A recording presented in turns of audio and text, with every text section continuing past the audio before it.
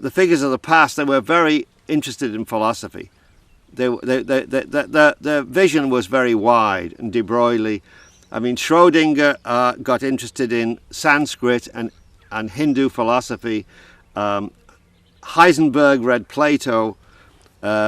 Niels Bohr was very interested in the psychology of William James. If you go to the past, you find that the physicists were very broad. They had a big vision, and they wanted to integrate things together.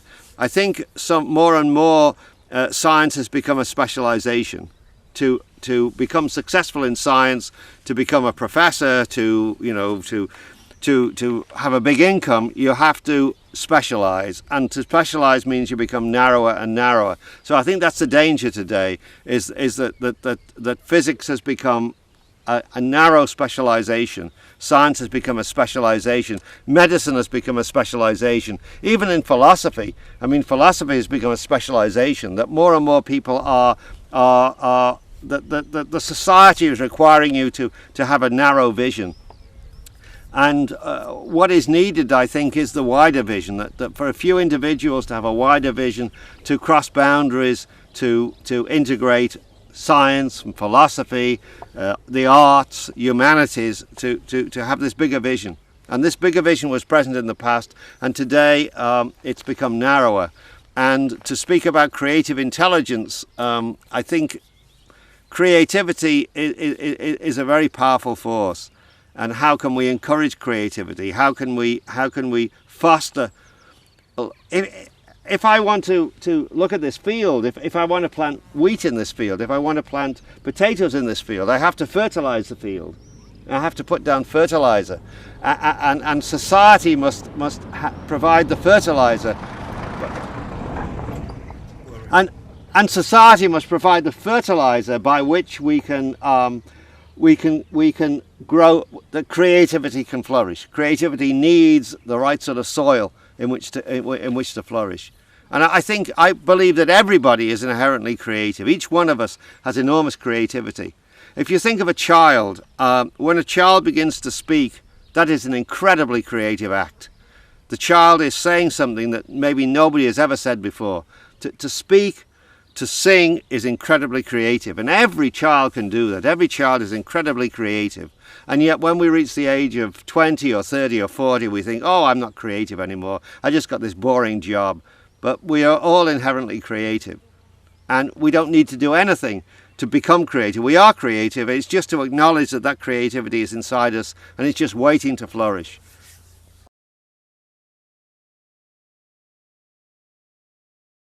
It was interesting that Carl Jung said that causality is a prejudice of the West. It's a prejudice of the Western mind.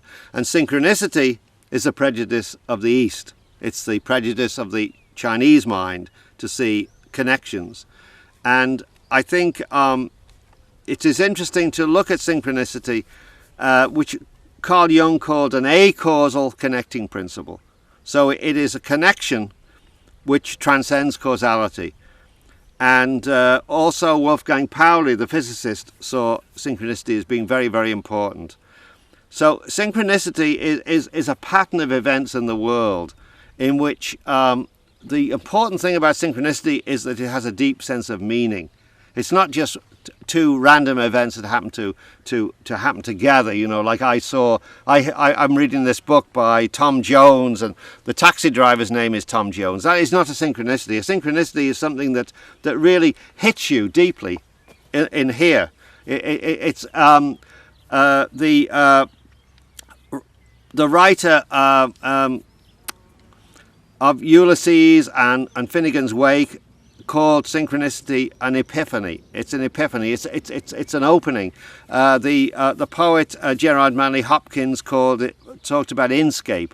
It's the inner voice in nature. So a synchronicity is something that is incredibly.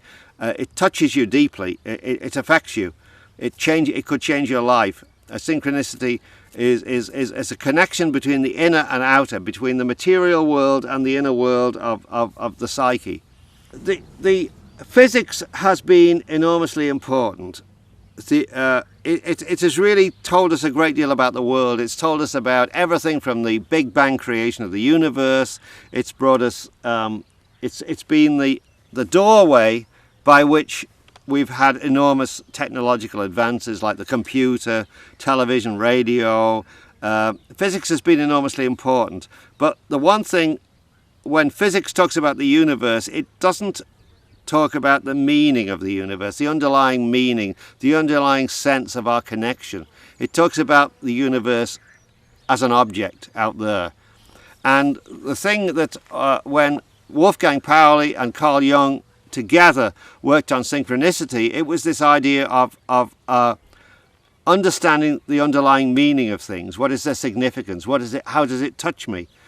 So I think it's important to go beyond this duality between causality and acausality, between synchronicity and causality, and move towards a vision of the world in which it's embodied in meaning. So we see the significance of things. What does that mean for me? What does this? How does it touch me?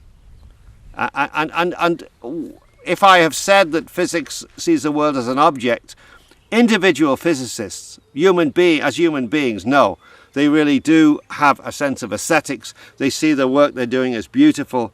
They really see a connection with the universe. So as the individual, as a human being, yes, we're connected to the universe. Maybe as a study, as something that's academic, as something that's in the university, it is in a sense a little bit abstract, but we never forget that a physicist is a human being first, and does have that sense of connection, and does have that sense of desire to search for meaning, the desire to express their creativity. You can express your creativity in art or music, or if you're a physicist, you express it by finding beautiful equations.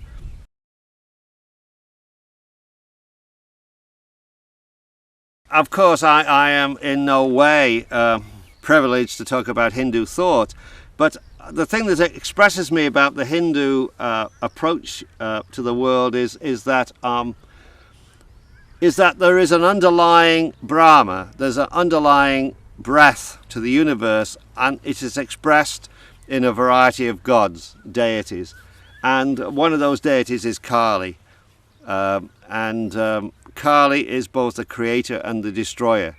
So to see that, to have creativity, to have something that is new, it is also important to acknowledge that there must be death, there must be destruction, there must be corruption, there must be a return to the earth. And those myths are present, I think, in every culture, that something must die in order for something to be born, that death and birth are a mirror. I think that's very important. And I think if you were to look to theoretical physics, you see that every death is a birth. That if you look at the way in which you could say that the lowest state of the universe, which is called a vacuum state, you could call it the vacuum state or the ground state of the universe, or the state in which everything has decayed to, is also infinite potential. The vacuum state of the universe is also infinite energy, and out of that energy particles are born, and the electron and the positron come together and they die.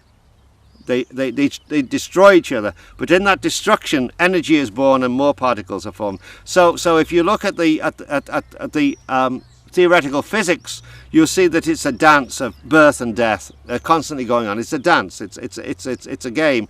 You see the two gods in the universe are Apollo.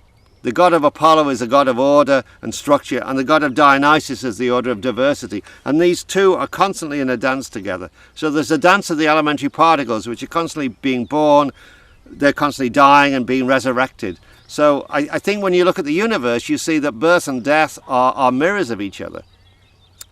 And to be born is a transition from one state to another, and death is a transition too.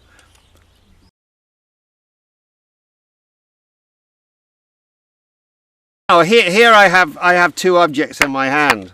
Okay, they're separate. Okay, this is a stone, this is a stone, and I can bring them together and interact together. And David Bohm, who is both a physicist and a philosopher, would say this is the explicate order. This is the order that the way of looking at the world which we've inherited from Newton and Descartes, that we see the world as this object and that object, and they interact together when they come together. But really, this is, in a sense, an illusion. It's a persistent illusion, which we've now got rid of.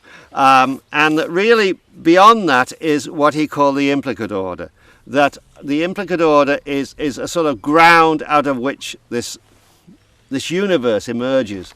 And within the implicate order, everything is enfolded together. It's interesting that Bohm came to this realization through his interaction with an artist who talked about Cézanne. Cézanne, and now maybe you could see an image of one of Cézanne's paintings, which is a painting of the art dealer Vollard. And Cézanne did many sittings, more than 100 sittings of this painter. And when he had finished, there was a little bit of area on the hand of the painter which was not completed. And Cézanne said, if I am to paint that area, I must repaint the entire painting, because enfolded in this little bit of area is the entire painting, and each part of the painting is present here. So for Cézanne, the whole was contained in every tiny part, and in every tiny part was the implication of the whole. And that I think is something that really affected David Bohm, and Bohm saw the same thing, that in the implicate order is contained, in every tiny part of the implicate order is contained the whole, and in the whole of the implicate order is contained every tiny part. And so the implicate order, in a development of his theory, the implicate order is that our world is constantly being breathed into existence from the implicate and going back out of the implicate. So that I'm sitting on this chair, which you will all see is something completely material and objective, and if I get up from the chair's still there. But if I looked at it in a different way, I would say that this chair is constantly coming into existence and going out of existence. And I too am coming into existence and going out of existence. That we see that the world more as a process than a set of objects. And when we see the world as a process, we see that the world of mind, psyche, and the world of matter are not so different. They're not so different. They really are constantly coming into existence and going out of existence. This is Bohm's theory of the implicate order.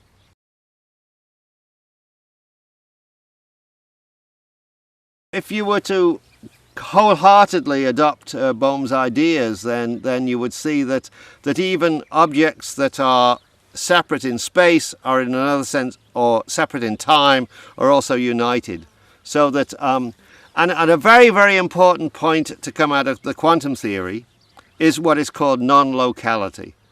That locality means that this end of the chair and that end of the chair, these are separate things. But in non-locality, there is this sense that even things at a distance are in a sense co-related. They're related together. So things that are separate are in a sense related in the quantum theory. If you take a quantum system like this and you separate it over here and over there, they're still related together. So they're co-related. This is called non-locality, and it's really a profound and fundamental idea to come out of the quantum theory. And this suggests maybe too, with synchronicity, that it's not too far away. That events separate in space and time, in some sense, can be co-related, can be connected together.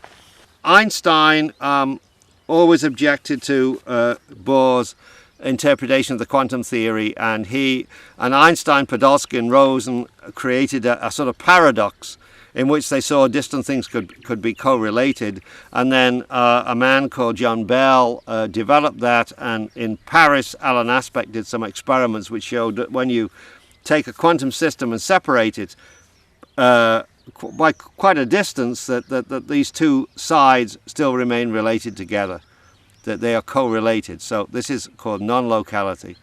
It's a mysterious thing. It doesn't fit into our normal classical everyday way of thinking about the world.